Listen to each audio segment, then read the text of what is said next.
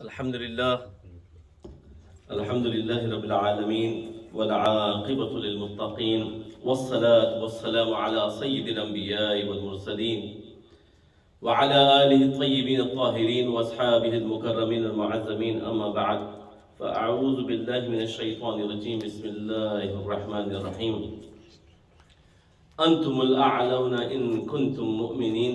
صدق الله مولانا العظيم وبلغنا رسوله النبي الكريم، ونحن على ذلك لمن الشاهدين والشاكرين، والحمد لله رب العالمین. کی محمد سے وفا تو نے تو ہم تیرے ہیں، یہ جہاں چیز ہے کیا لوح و قلم تیرے ہیں. محترم حاضرین و سامعین، السلام علیکم ورحمۃ اللہ وبرکاتہ. ساری کائنات کے اندر جو اللہ تبارک و تعالیٰ کی تخلیقات ہیں، ان میں سب سے معظم اور اشرف جس تخلیق کو اللہ تبارک و تعالیٰ نے بنایا ہے وہ حضرت انسان ہے. وہ اشرف المخلوقات جسے اللہ تبارک و تعالیٰ نے قائم فرمایا ہے وہ حضرت انسان ہے. اور حضرت انسان کے لیے اللہ تبارک و تعالیٰ نے یہ بات واضح فرمائی ہے کہ انتم الاعلون ان کنتم مؤمنین، کہ یقیناً تمہارے لیے اللہ تبارک و تعالیٰ بڑی نصرت رکھا ہے، بڑی فتح یابی رکھا ہے، بڑی کامیابی رکھا ہے اور ایک اعلیٰ درجہ رکھا ہے. لیکن شرط ہے کہ اس کے لیے اس پہ مکمل ایمان رکھنا. ٹھیک ہے، ایمان والوں سے اللہ تبارک و تعالیٰ خطاب فرما رہا ہے کہ ہر طریقے سے اللہ سبحانہ و تعالیٰ چاہے کچھ بھی ہو جائے. حالات ایسے تھے کہ ایک وقت تو ایسا آیا کہ 313 ہی تھے، اور ادھر لشکر جرار. عالم تو یہ تھا کہ رسول پاک علیہ السلام نے خداوند قدوس کی بارگاہ میں عرض کیا کہ مولا کریم، اگر یہ آج شکست پا جائیں تو پھر تیرے نام لیوا کون رہے گا. اب یقین مانیے کہ ایسی قلیل تعداد اور ایسی کثیر تعداد کفار کی کہ اللہ تبارک و تعالیٰ نے مسلمانوں کو غلبہ عطا فرمایا. لیکن شرط یہ ہے کہ مکمل اس کے اوپر ایمان.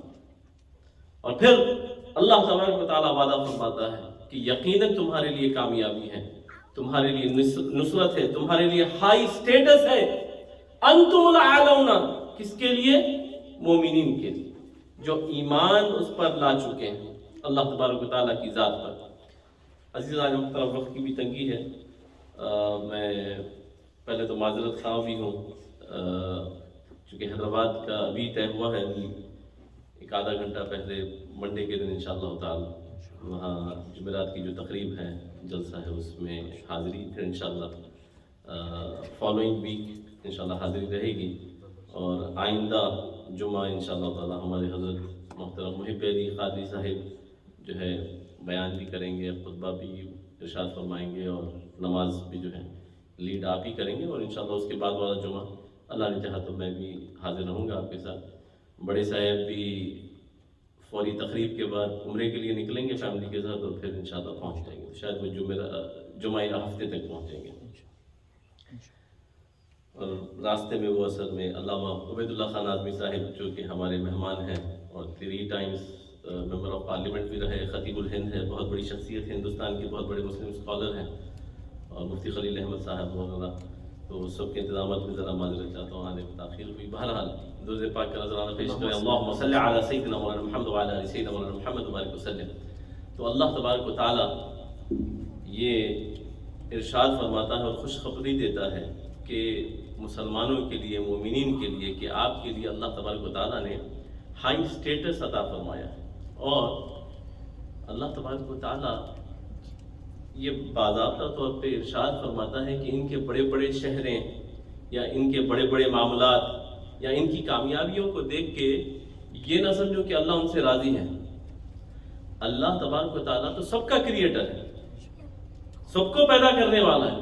تو اللہ کی صفات میں سے ہے سب کو دینا، وہ ہے ہی دینے والا، وہ سب کو دیتا ہے.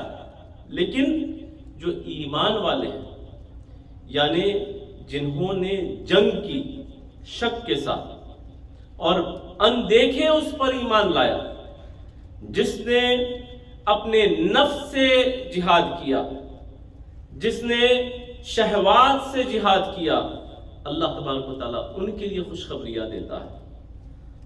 قد افلح من زکاہا وقد خاب من دساہا، یعنی اللہ تبارک و تعالیٰ قسمیں کھا کے کہہ رہا ہے کہ جو اپنے نفسانی خواہشات سے جنگ کرتا ہے، جو اپنے نفس سے اپنے خواہشات ہیں ان سے جنگ کر کے اللہ کی رضا حاصل کرنا چاہتا ہے، اللہ تبارک و تعالیٰ ان کو ضرور بضرور کامیابی دے گا۔ اور اللہ تبارک و تعالیٰ بہت ہی خلیل کو کثیر کے اوپر غلبہ عطا فرما دیتا ہے۔ شرط کیا ہے؟ اس کی عبادت کرنا، اس پہ ایمان لانا۔ اور من احب لقاء اللہ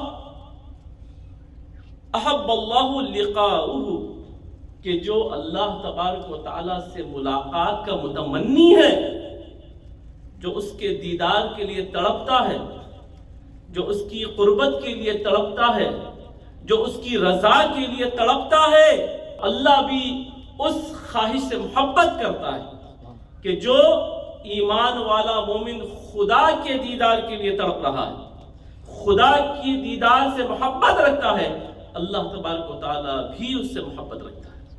اور جو اللہ تبارک و تعالیٰ کے دیدار سے، اس کی قربت سے کراہیت رکھتا ہے، یعنی دل میں کوئی خواہش ہی نہیں، کوئی تمنا ہی نہیں، بے روی کی زندگی ہے، اس کی رضا کی خاطر کوئی معاملہ نہیں کرنا، تو پھر اللہ تبارک و تعالیٰ بھی اس سے کراہت کرتا ہے۔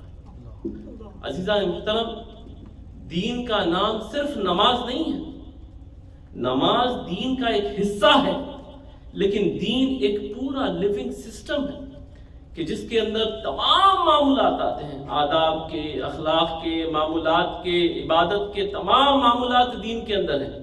جو عبادت کا جو سیکشن ہے وہ دین کے اندر ہے، لیکن وہ سارے کا سارا دین نہیں ہے۔ سارے کا سارا دین کے اندر تو اخلاقیات ہیں، ماں باپ کے ساتھ آپ کا رہن سہن ہے، اولاد کے ساتھ شفقتیں ہیں، یتیموں کے ساتھ دستگیری ہے، پریشان حالوں کی دستگیری ہے، صدقات و خیرات کا دینا ہے، تمام تر مسکرا کے دیکھنا ہے، مومن سے مسکرا کے بات کرنا ہے، اچھی خواہش کو رکھنا ہے۔ ارے اللہ تبارک و تعالیٰ تو ایسا کریم ہے کہ وہ صرف اس خواہش کو، ٹھیک ہے یقینی طور پہ انسان ہیں، غلطیاں ہوتی ہیں، ہم خطا کار ہیں، سیاہ کار ہیں، گناہ گار ہیں، اور اسی کے بنائے ہوئے بندے ہیں، خطا ہوتی ہے، لیکن اللہ تبارک و تعالیٰ کو پسند کیا بات ہے کہ اس کی بارگاہ میں تڑپ کے اس سے معافی طلب کر لے، اور کبھی کرنا بھی چاہیے۔ اکثر و بیشتر ہماری صفیں اس سے خالی ہو گئی ہیں کہ اس کی بارگاہ میں آنسو ہی نہیں بہتے، اس کی بارگاہ میں نمی ہی نہیں آتی، اس کی بارگاہ میں ہم اس کے غلام بن کے، اس کے بنائے ہوئے بندے اور اس کے در کے بھیکاری بن کے اسے مانگتے ہی نہیں، ایک فارمیلٹی کی طور پہ ربنا آتنا فی الدنیا حسنۃ وفی الآخرۃ حسنۃ وقنا عذاب النار، ختم ہو گیا۔ ارے وہ چاہ رہا ہے سننا تمہاری بات، تم سنانے نہیں چاہتے۔ ہم تو مائل بکرم ہیں، کوئی سائل ہی نہیں، راہ دکھلائیں کسے راہ روے منزل ہی نہیں۔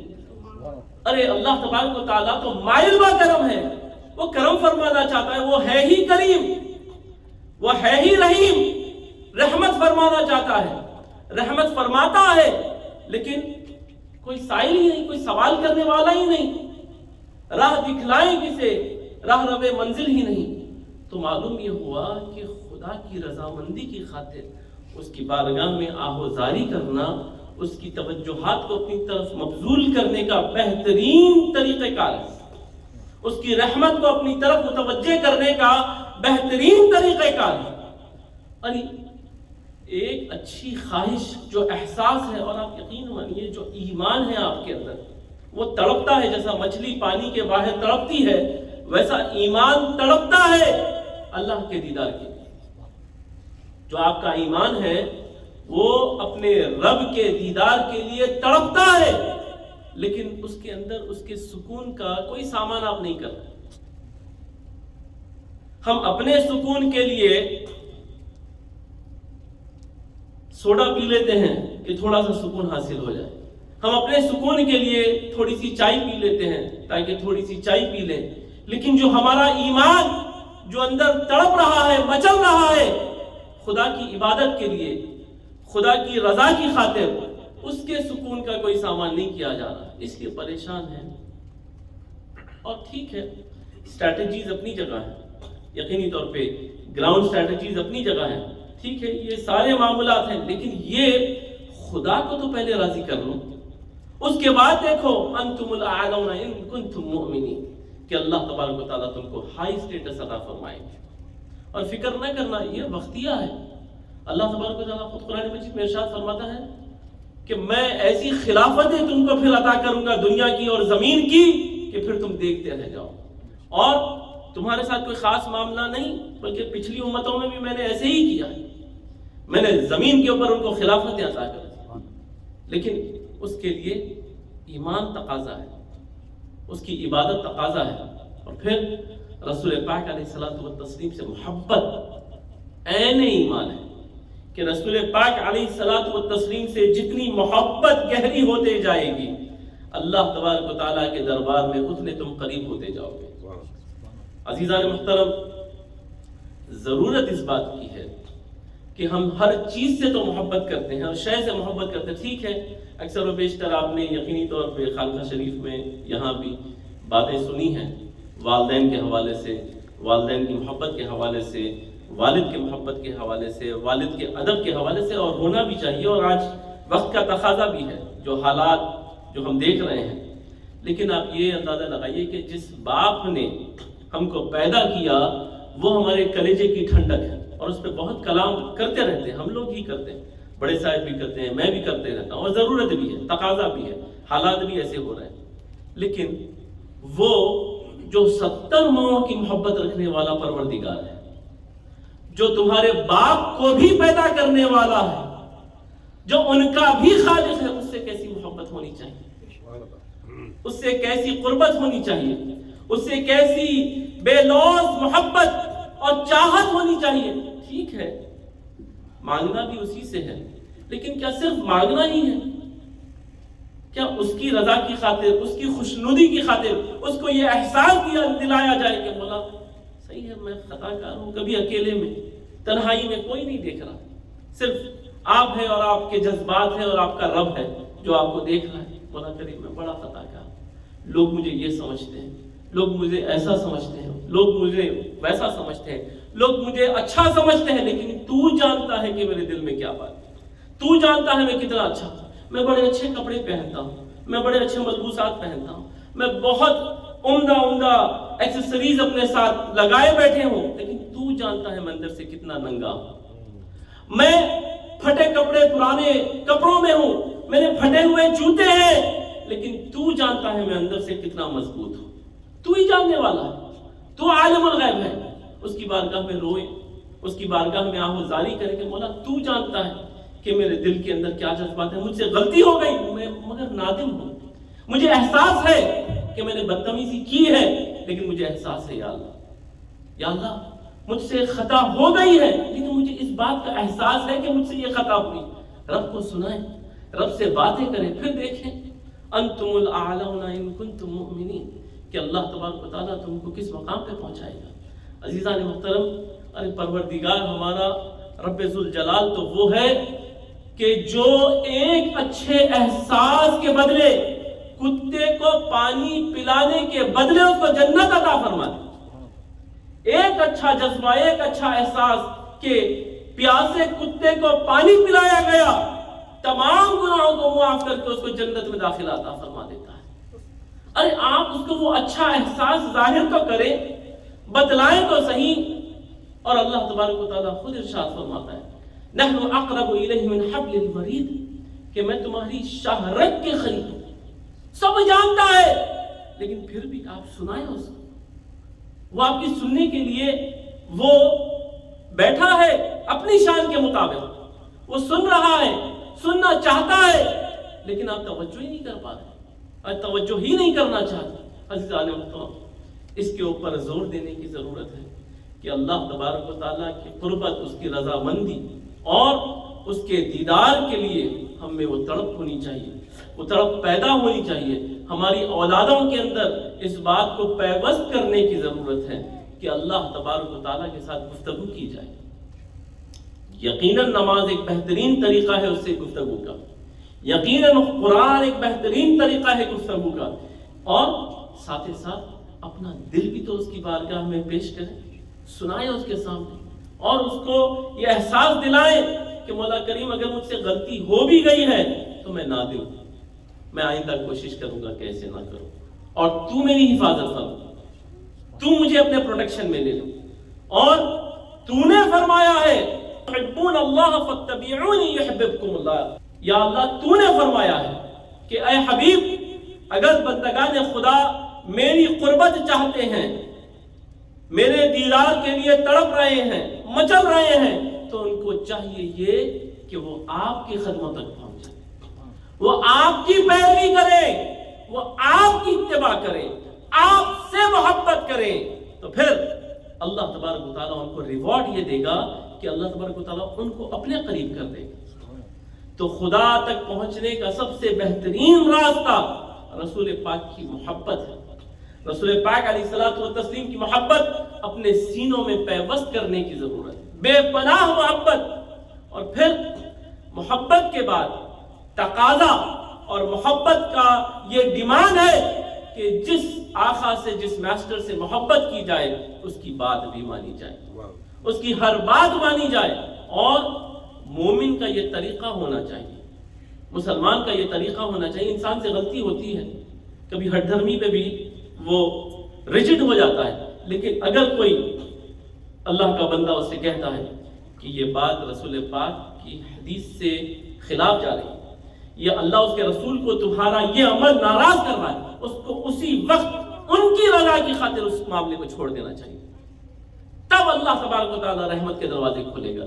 وہ کیا ہے، سب معاملات کر کے، تمام معاملات مکمل کرنے کے بعد اب بولیں گے نہیں غلطی سے میں اب، ٹھیک ہے وہ رحمان ہے، وہ غفور ہے، غفار ہے، لیکن کیا یہ طریقہ ٹھیک ہے؟ کیا یہ بدتمیزی میں کاؤنٹ نہیں ہوگا؟ جب انسان ہے، ذہن پھسل گیا، کوئی بات ایسی پیدا ہو گئی، کوئی فتنے میں آپ ملوث ہو گئے، لیکن اس وقت اگر کوئی بڑے یہ کہہ دیں کہ یہ اللہ اس کے رسول کے خلاف تمہاری بات جا رہی، اللہ اس کے رسول کی رضا کی خاطر چھوڑ دے اس معاملے، اسی وقت چھوڑ دے، اور اس کو جانماز پہ بیٹھ کے یہ بتائے کہ اے رب، اے میرے پروردگار، اے میرے خالق، تیری رضا کی خاطر میں میرے دل پہ بہت بڑا پتھر لگایا ہے، لیکن تیری رضا کی خاطر اس معاملے کو میں نے درگزر کر دیا، چھوڑ دیا ہے، اس کا مجھے اجر عطا فرما. آپ دیکھیں کہ اللہ تبارک و تعالیٰ کیسے رحمت کے دروازے آپ کی اولاد پہ کھولتا ہے، اللہ کیسے کیسے حادثات سے آپ کی حفاظت فرماتا ہے. انسان اگر سوچے کہ بھئی یہاں سے گھر تک پہنچنا بھی مجھے پتا نہیں کہ میں پہنچ پاؤں گا یا نہیں پاؤں گا، لیکن یہ اللہ کی حفاظت ہے جو ہمیں پروٹیکٹ کرتی ہے اور ہمارے گھروں تک ہمیں مکمل آسانی کے ساتھ پہنچاتی ہے، اور ہماری زندگی کو اس طریقے سے گزارنے پہ اللہ تبارک و تعالیٰ راضی ہے، اس لیے تو گزر رہی. عزیزان محترم، اللہ تبارک و تعالیٰ ہم سب پہ فضل فرمائے، رحم فرمائے، اور رسول پاک علیہ الصلوۃ والتسلیم کی غلامی میں ہمیشہ زندہ رکھے. رسول پاک کی سنتوں پہ عمل پیرا رہنے کے لیے ہمیں استقامت عطا فرما. اللہ مجھے بھی اور آپ سب کو بھی یہ توفیق عطا فرما کہ اللہ تبارک و تعالیٰ کی رضا کی خاطر ہم اپنے تمام معاملات کو وفوض امری اللہ تعالیٰ کہ اپنے تمام معاملات کو ہم اللہ تبارک و تعالیٰ کے سپرد کر دیں، اور اللہ تبارک و تعالیٰ سے ہمیشہ جو اللہ تبارک و تعالیٰ کی جانب سے خوشخبریاں آئی ہیں اس کے اندر مسرور رہیں، اور اس کی محبت کی لذت اپنے دلوں کے اندر محسوس کریں، اور اس لذت کو محسوس کرنے کے لیے آپ کو اس کی بارگاہ میں عبادت کرنی ہوگی، آپ کو اس سے گفتگو کرنی ہوگی، پھر وہ لذت آپ کے دل کے اندر سما جائے گی، اور وہ ایک ایسی لذت ہے کہ پھر آپ یقین مانیے کہ وہ لذت کا کوئی مول نہیں ہے، کوئی کمپیریزن نہیں ہے. اور وہ لذت کو محسوس کرنے کے لیے رسول پاک کی غلامی ضروری ہے، رسول پاک کے اصحاب سے محبت ضروری ہے، رسول پاک کے اہل بیت سے محبت ضروری ہے. اللہ تبارک و تعالی ہم سب کا حامی و ناصر ہے. میں انشاءاللہ اب چاہوں گا ہمارے برادر اقبال صاحب شاہد اقبال صاحب رداد سنائیں AIS کے جو اپڈیٹ ہیں موجودہ. وآخر دعوانا الحمدللہ رب العالمین. السلام علیکم ورحمۃ اللہ. I have few updates to share تمام سے.